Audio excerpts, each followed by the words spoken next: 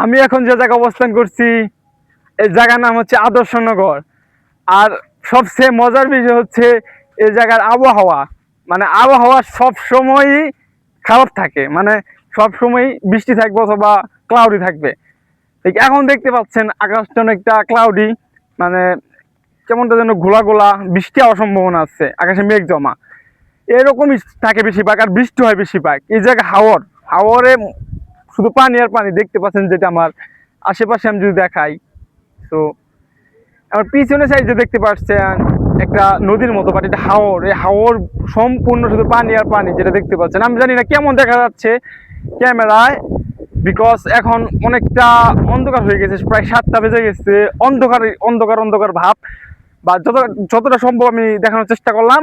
আর এই জায়গায় কেউ যদি থাকতে চায় তার ভাই অনেক বৃষ্টি ট্রেন সহ্য করতে হবে, কারণ এই জায়গায় বেশিরভাগ সময় বৃষ্টি থাকে, বৃষ্টি আর বৃষ্টি।